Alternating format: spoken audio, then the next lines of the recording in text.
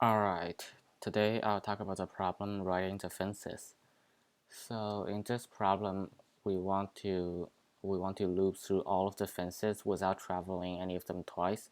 So this is a classic Eulerian tour problem, and that's what we'll do in our code. So first, starting here, we have to know that these two nodes have an undirected edge, so then you can go in any direction, which means that if you are in node U, you can go to node V, and if you are in node V, then you can go to node U. So here, after we receive all the input, we will sort this in descending order, because at the end we want to print out the one with the smallest minimum amount of numbers at the beginning. So here we'll have to sort this, and then we will check if any of the nodes have an edge count of an odd number.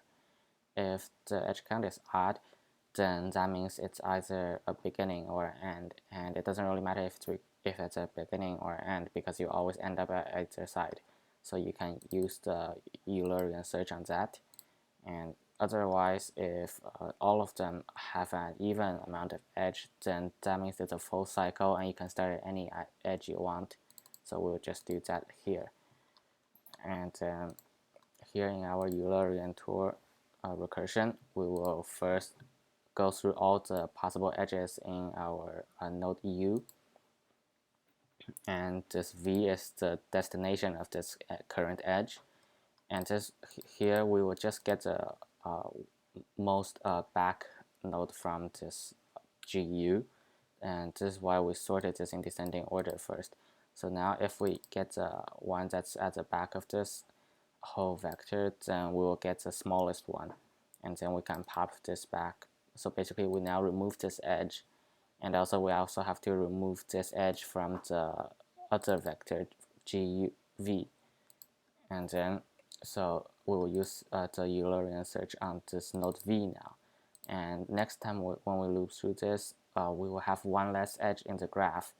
And so that will remove one edge, and we can go through another edge again and see and remove that one. And this recursion will just keep on going until we've removed all the edge, which means that this whole tour is completed. And we don't have to consider anything about this graph being connected or not, or if it's possible to do a Eulerian tour on this or not, because the question stated that every cases have a possible answer. And then here at the end, we will push this U back into our answer vector. And here we push this in at the end and not at the front, because in this way we can keep the searching order right.